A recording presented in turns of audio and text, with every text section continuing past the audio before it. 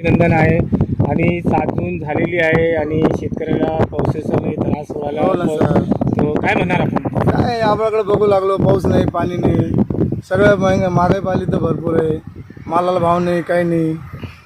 शेती सगळी तयार करून ठेवली. किती एकर शेती आहे आपली? माझी 5 एकर शेती आहे, 4-5 मुलं, आई वडील, करणार एकटा, सगळं शेतीवर डिपेंड आहे. पाणी नाही, पाऊस नाही, मालाला भाव नाही, वरील पाणी नाही का? विहिरीला पाणी नाही, थोडं प्याक होतं, येतं नॉर्मल. आता किती महाग झालेलं आहे. हो, महागाई तर फार वाढली. खत बियाणे ऑनलाईन केले त्यांना. शासनाकडून काय मदत मिळते की तुम्हाला? नाही, शासनाकडून तर अजून मदत तर काही मिळाली नाही. माझं हेच म्हणणं आहे की त्यांना ऑनलाईन बंद करावं. ऑनलाईनचं काय प्रक्रिया आहे? काय नाही, बी भरण ऑनलाईन केलंय, खत ऑनलाईन केलंय. कितका एक शेतकऱ्याला किती पीक खत मिळते? काय 2 गोण्या बस. नाही बी भरण काय 1 बॅग 2 बॅगा. भाव किती आहे त्याचा? असं कधी घेतलं तर ऑनलाईन घेतलं तर अजून भाव तर नाही बघितला मी, पण मग असं घेतलं 3300 रुपये शॉपिंगची बॅग. पाऊस कधी येणार? सध्या असं चालू आहे. पावसाचं तर काय, पाऊस असं येणार नाही, काही नाही. आता हे सरकार जर आहे, हे सगळे पक्षाचे लोक जर आहे, सगळे धरणे आंदोलन करू राहिले का शेतकऱ्याचे जर आहे तर कर्ज माफ करा. व्हायला पर पाहिजे काही ना. सरकार जो आहे ते काही शेतकऱ्याला, काही आम माणसाला काही ते बघत नाही तुमच्याकडे. मग माझं काय म्हणणं आहे असं तर सरसकट सगळ्यांच्या शेतकऱ्याचा 7-12 कोरा करावा सरकारनं. माझं एवढंच म्हणणं आहे. काय नाव आहे? माझं नाव संतोष मधुकर बोडके. आता इथला पत्ता सांगा. हो, राहणार नंद्राबाद, तालुका खुलताबाद. किती एकर शेती आपली? माझी 5 एकर. शेतकऱ्याची मुलगी आहे, तर शेतकऱ्याला अन्न पिकवायला खूप हे होतं आहे. पाऊस नाही, पाणी नाही, तर मालाला भाव पण नाही आणि बियाणे जे आहे का ते पण ऑनलाईन झालेले, ते पण 1 आणि 2 मिळत आहे. त्यासोबत नाही का खत पण द्यावा आम्हाला, असं म्हणणं आहे. आणि ते पण सरकार म्हणतात रस्ते देऊ, घरकुल देऊ, ते पण सरकारने कायदा काढलेला आहे, तो पण ते नियम लागू नाही करत. ते जे काढले का ते नियम लागू करावं सरकारनं, हेच म्हणणं आहे. आणि जे शेतकऱ्यांना भाव वगैरे नाही मालाला काही, त्याला पण भाव वगैरे द्या. आणि तुम्ही शिक्षण चालू आहे तुमचं आता? हो, 11वीला आहे. आता 12वीला आहे हा, तुम्ही. आता 12वीला गेले. तर किती तुमचे घरात किती लोक आहे? घरामध्ये 7-8 जण आहे, 10 जण आहे. तर दोघींचं लग्न झालेले, आजी आजोबा, आम्ही सगळेजण. आता जे 7 जून पासून पाऊस पडलेला नाही तर तुम्हाला कसं त्रास होतो का तुम्ही? हो, त्रास होतोय. पाणी नाही आम्हाला प्यायला, पाण्यासाठी खूप दूर जावं लागतं आम्हाला, विहिरीला सुद्धा पाणी नाही.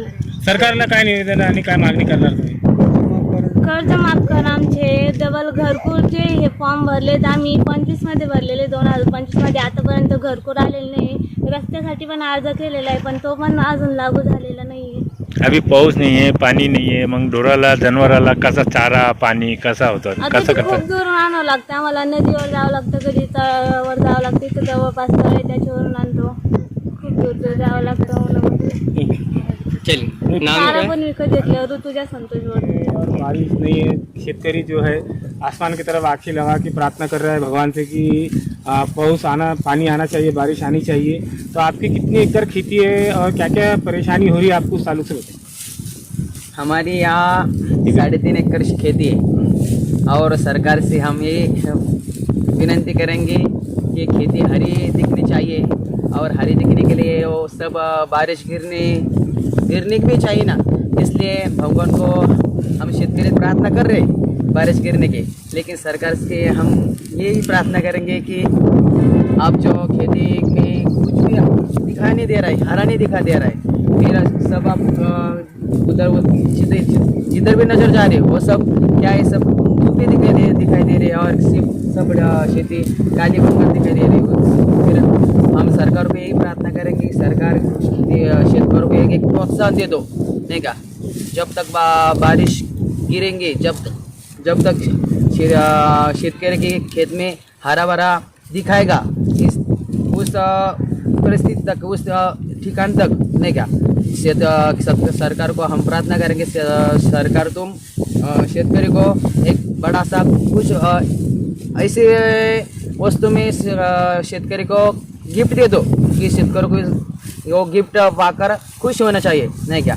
इसलिए शेतकरी को ऐसा तुम दे दो कि शेतकरी में खाते में पिक की वजह कुछ शेतकरी को खुश होंगे. उसके तुम एक ऐसी योजना चालू करो कि इसके वजह तुम तुम्हारे सरकार पर खेती शेतकरी खुश होंगे।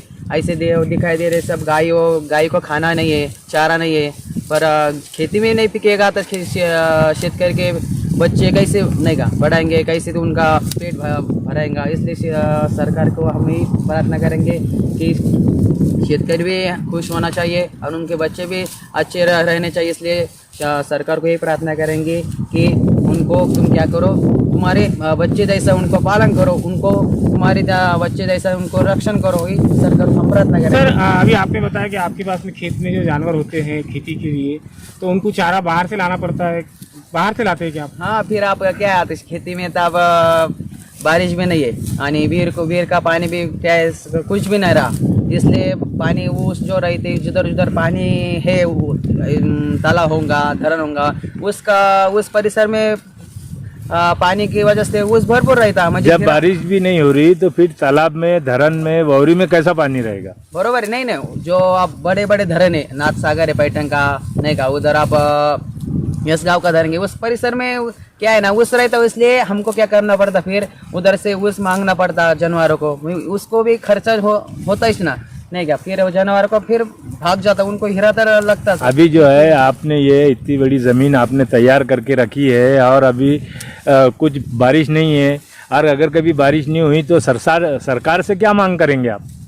सरकार को यही मांग करेंगे कि जब तक बारिश नहीं होती तब तक तुम शेतकरी का रक्षण करो, क्योंकि शेतकरी को ऐसा ही चल रहा तो शेतकरी के अभी क्या दिखा दे रहा है कि शेतकरी पहले बहुत बारिश हो रही थी इसलिए आत्महत्या की थी। अभी जब बारिश नहीं हुई तो शेतकरी क्या है ना आत्महत्या के निर्णय ले लेंगे। इसलिए शेतकरी को सरकार को हम यही प्रार्थना करेंगे कि तुम जो शेतकरी के जो मन है उसका प्रोत्साहन, उनका भाव तुम क्या करो, उनका भाव देखकर तुम उसको प्रोत्साहन करो, उनका मन तुम दृढ़ करो, जीने के लिए उनको प्रोत्साहन मिलेगा। ये सरकार को हम शेतकरी कुछ शेतकरियों की नाराजगी भी है कि 7/12 कोरा करो बोले, और जो ऑनलाइन खत मिल रहा है उसके ताल्लुक से क्या है? हाँ, बरोबर है ना। क्या है ना, आप दिखाई दे रहा है कि शेतकरी के पास आप धान्य लेने के लिए, खत लेने के लिए पैसा नहीं है ना, फिर उनको हम सरकार को भी यही प्रार्थना करेंगे कि तुम वो खत के भाव नहीं क्या, तुम तो क्या है ना, सरकार जब शेतकरी धान्य खेत में उगाता आणि उनका जो साठा होता धान्य का, उनको भी भाव नहीं रहता।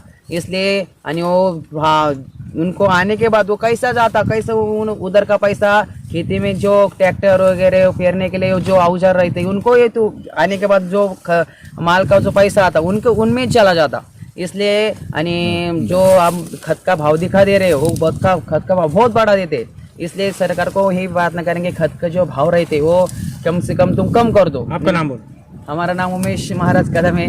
हम आध्यात्मिक क्षेत्र में उन्नति कर रहे हैं। हम कीर्तन प्रवचन ऐसे साथ में समाज प्रबोधन करते हैं। शेतकरी आहे, बी भरणे यावेळेस खूप महाग झालेले आहे, खतं भेटू शकत नाही, सगळे ऑनलाईन चाललेले आहे, तर त्यामुळे हाल होतात। आणि आता पाऊस वेळेवर पडू नाही लागला, बी जास्त महाग झाल्यामुळे शेतकऱ्यांना घेणं हे सरकारची जर सवलत असली थोडी कमी भावात भेटल्याने थोडंफार चांगलं वाटेल। आता हे तुम्ही जमिनी तयार केलेले आहे आणि काही पाऊस पडणार नाही पडू नाही झाला, मग आता कसा करणार आहे? वेळेवर त्याच्यामुळं पण शेतकऱ्यांचे खूप हाल होत आहे। आता महाग झालेला आहे, तर मग तुमच्या पिकाला भाव मिळतात का? पिकाला इतका जास्त भाव भेटू शकतच नाही ना। जेव्हा पीक आले त्यावेळेस कमी भाव मिळतात मालांना। किती वर्षापासून राहते आपण इकडे? आता माझं लग्न झालं तसंही नाही। किती एकर जमीन आहे आपली? आहे 3 एकर। 3.5 एकर शेती। आणि जे पाऊस नाही येऊ राहिला तर त्रास काय होऊ राहिला तुम्हाला? पाऊस नाही येऊ राहिला, पाऊस नाही पडू राहिला, सगळं ढोरं सगळी परेशानी चालली, चारा नाही, पाणी सगळी परेशानीची। सरकारचे काय मागणी करणार तुम्ही? मागणी काय आता हेच ना आपलं।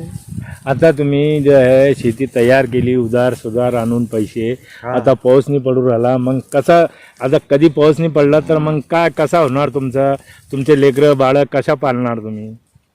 ते काय करणार आहे त्याला, इलाज नाही। किती वर्षापासून आहे तुमची शेती आहे? हो, काय नाव आहे तुमचं केशवराव आम्हाला आणि पत्ता ॲड्रेस काय आहे शेतीचा ॲड्रेस काय हे इथे काय कोण गावचं नाव काय गावाचं नाव काय नांदरावाद